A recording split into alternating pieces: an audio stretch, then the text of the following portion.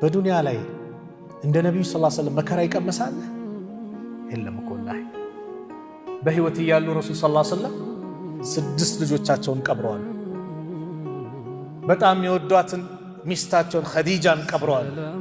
ስለ ኸዲጃ ተናግረው አይጠግቡም ነብዩ። እሷ እንዲናት እንዲናት። ለምን? ሰዎች ገንዘባቸውን ሲከለክሏቸው እሳቸው ያቀረበች፣ እሷ ያቀረበች።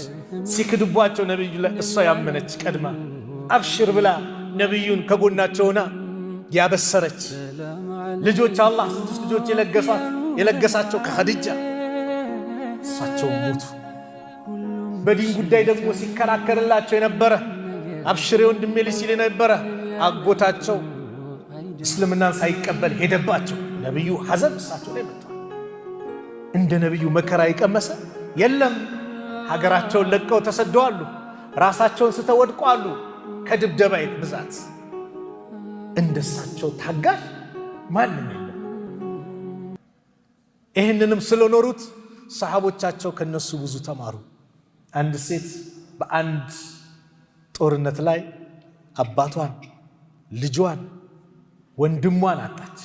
ለሴት ልጅ ወንድም ምን እንደሆነ ያውቁ፣ ልጅ ባል ምን እንደሆነ ያውቁ። ሁሉም ሲመጣ ባልሽ ሞተዋል፣ እዚህ ጋር ልጅሽ ሞተዋል፣ ሁሉም መርዶ ይነግሯታል። እሷ ግን ምን ትል ነበር? ነብዩ ሰለላሁ ዐለይሂ ወሰለም እንዴት ናቸው ትል ነበር። ደህና ናቸው እስቲ ያሳዩኝ አለች። ልክ ነብዩን ያሳዩት ከእርሱ በኋላ የመጣው በላ በአጠቃላይ ለኔ ቀላል ነው፣ እርሶ ብቻ ሰላም ሁኑ። ልጅ ባል በአንዴ 3 ቤተሰቦቿን አጣ። ግን የነብዩ ደህንነት ያስደሰታት፣ ሶብርን በጣም የተላበሰች። ሶብር የሚባለው ነገር ሲከሰት ነው። ያዙ ልቀቁን ካሉ በኋላ ሶብር የለም። ይሄንስ ሶብር ማለት መቼ ነው? ወዲያው መጀመሪያ የሆነች ጉዳይ ሲከሰት የዛ ሰዓት ዋት ስታደርግ የአላህ ውዴታ በአንተ ላይ ይሆናል። በአንድ ወቅት አነስ ሲናገሩ ረዲየላሁ ዐንሁ መረ ነብዩ ሰለላሁ ዐለይሂ ወሰለም ቢእምራቲን ተብኪ እንደ ቀብሪ። አንድ ሴት እያለቀሰች ነብዩ አለፉ። ኢተቂላሃ ወስቢሪ፣ አላህን ፍሪ ሶብር አድርጊ አሏት። ፈቃለት አለች ኢለይከ አኒ ፈኢነከ ለም ቱሲብ ቢሙሲበቲ ወለም ተዕሪፉሁ። ነብዩ መሆናቸውን አላወቀችም። ያልተነካ ግልግል ያውቃል። አንተን የደረሰብኝ መች ደረሰብህ አለቻቸው። ነብዩ መሆናቸውን ግን አላወቀችም። ፈቂለ ለሃ ለሷ ተባለች ኢነሁ ነብዩ ሰለላሁ ዐለይሂ ወሰለም፣ አሁን እኮ ነብዩ ነው እንዲህ ያልሻቸው አሉት።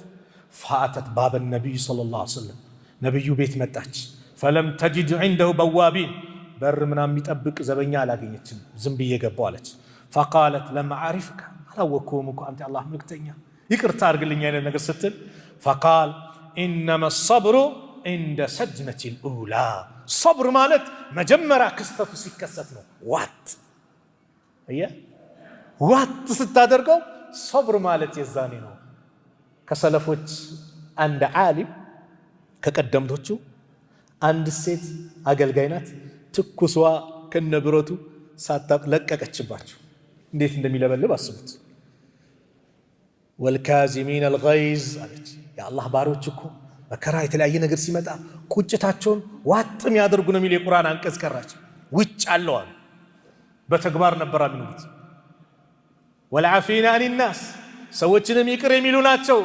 ቀጠለች አውፍ ብዬሻለሁ፣ ወላሁ ዩሂቡል ሙሕሲኒን፣ አላህ በጎ የሚሰሩትን ደግሞ ይወዳል ስትላት፣ ለአላህ ብዬ ደግሞ ነፃ አውጥቼሻለሁ አላት። ተበድለው ኸይር የሚሰሩ ነበሩ ታግሰው። ማን? እነዛ ቀደምቶቹ። ሶብር እንዲህ ስንነጋገር አንዳንድ ሰው ሶብር ሲባል ሰው ሞቶ ማልቀስ የተከለከለ አድርጎ ሚያስባለ። ያ አይደለም። ማልቀስ አልተከለከለም፣ እንባ ማውጣት አልተከለከለም። ነብዩም አድርገውታል። አላህ ሚይዘን በዝች ነው፣ በምላሱ ያልተገባ ቃላትን መጠቀም።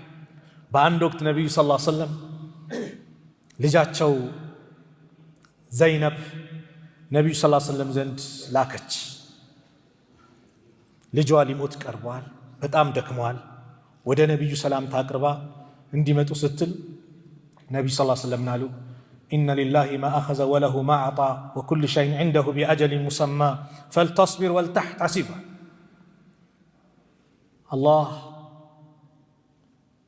ለሁሉም ሰው የሰጠው እሱ ነው። ጊዜ ገደብ ደግሞ ሲያልቅ ደግሞ ይወስደዋል። ሶብር ታድርግ፣ አላህ ሂሳብ ታድርግ። ፈአርሰለት ኢለይሂ ቱቅሲሙ ዐለይሂ በሳቸው ምላ ወላሂ እንድትመጡ ብላ ድጋሚ ላከች። የዚህ ጊዜ ነብዩ ሰለላሁ ዐለይሂ ወሰለም መጡ። ልክ ነብዩ ሲሄዱ ከሳቸው ዘንድ ሰዓድ ብኑ ዑባዳ፣ ሙዓዝ ብኑ ጀበል፣ ኡበይ ብኑ ከዓብ፣ ዘይድ ብኑ ሳቢት ወሪጃሉ ረዲየላሁ ዐንሁም ሌሎችም ሰሃቦች አብረው መጡ። ልክ ነብዩ ሰለላሁ ዐለይሂ ወሰለም ልጁን እንዲህ ሲያነሱት ፈዐቀደ ፊ ሂጅሪሂ እዚህ ታፋቸው ላይ ያስቀመጡ። ወነፍሱሁ ነፍሱ ገባ ወጣ ተላል ሊሞት እያለ ሲመለከቱ ፈፋደት አይናሁ የነቢዩ አይኖች ማንባት ጀመሩ፣ ማልቀስ ጀመሩ። ፈቃለ ሰዓድ ያ ረሱላላህ ማ ሃዛ አንተ አላህ መልክተኛ ይሄ ምንድን ነው አላቸው። ልክ ሲያለቅሱ ማለት ነው። ፈቃል ሃዚ ረሕመቱን ችማ እዝነት ናት። ጀዐለ አላሁ ተዓላ ፊ ቁሉብ ዒባዲሂ በባሪያዎቹ ልብ ላይ አላህ ያስቀመጠው። ወፊ ሪዋያ ፊ ቁሉቢ መን ሻኡ ሚን ዒባዲሂ ከባሪያዎቹ ያሻው ሰው ላይ ያስቀመጠው። ወኢነማ የርሐሙ ላሁ ሚን ዒባዲሂ አሩሐማ አላህ እኮ ከባሪያዎቹ የሚያዝንላቸው አዛኞችን ነው። በማልቀስ አይደለም። በምንድን ነው የሰው ልጅ የሚያዘው? በምላሱ ነው። ኢብራሂም ሲሞት ልጃቸው ምን አሉ? አንተ ከኛ በመለየት አዝነናል፣ ግን ጌታችን የሚጠላውን ቃል አንናገርም። አዝነናል። አሁን ወዳጅ ወዳጁን ሲለይ ያዝናል፣ ልብ ያዝናል። ማልቀስ አልተከለከለም። የእዝነት መገለጫ ነው። አላህ የሰጠው የአዛኞች መገለጫ ነው። የተከለከለች የቷ ናት? እቺ ምላስ ናት።